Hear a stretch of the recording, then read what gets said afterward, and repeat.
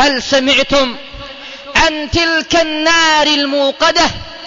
هل علمتم عن تلك الدار التي أودع الله عز وجل فيها أنواع العذاب وجمع فيها شتى أنواع النكال عدة للمجرمين؟ أيها المسلمون عباد الله، بينما الناس في ساحة المحشر كل منشغل بنفسه، الأب يهرب من فلذة كبده، والأم تهرب عن صغيرها بل وتضع جنينها، وترى الناس سكارى وما هم بسكارى ولكن عذاب الله شديد.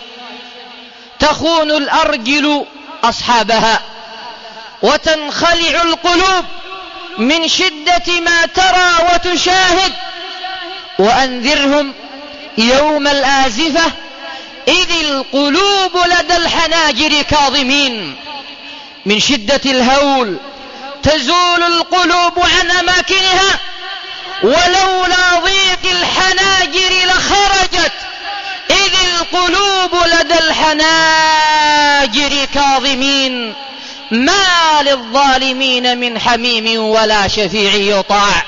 وإذا الجنين بأمه متعلق يخشى العقاب وقلبه مذعور، هذا بلا ذنب يخاف جنينه، كيف المصر على الذنوب دهور. إنها صرخة نذارة نادى بها النبي صلى الله عليه وعلى آله وسلم لأقرب الناس إليه: يا فاطمة بنت محمد أنقذي نفسك من النار فإني لا أغني عنك من الله شيئا. نذارة لي ولك يا عبد الله، نذارة من سخط الجبار، نذارة من نقمة الواحد القهار، نذارة من الطرد من رحمة العزيز الغفار، نذارة يوم أن تقف بين يديه ويوم أن تعرض عليه وحيدا فريدا ضريدا شريدا، ليس لك من الله من عاصم وليس لك سواه راحم.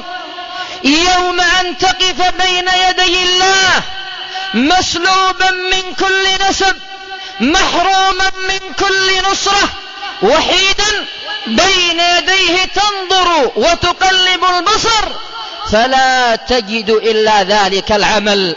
فمن يعمل مثقال ذرة خيرا يره ومن يعمل مثقال ذرة شرا يره. نذارة يوم أن تعرض على النار فتشاهد لهيبها وتنظر إلى كلابيبها وتتأمل في أغلالها وتشاهد سلاسلها وأنكالها، فلا تدري هل أنت ذلك الناجي الفائز من عذاب الله تبارك وتعالى. فيا سعادة الأبد أم أنك ذلك الواقع في تلك الدركات والظلمات.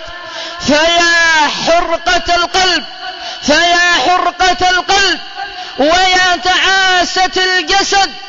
وإن منكم إلا واردها كان على ربك حتما مقضيا ثم ننجي الذين اتقوا ونذر الظالمين فيها جثيا.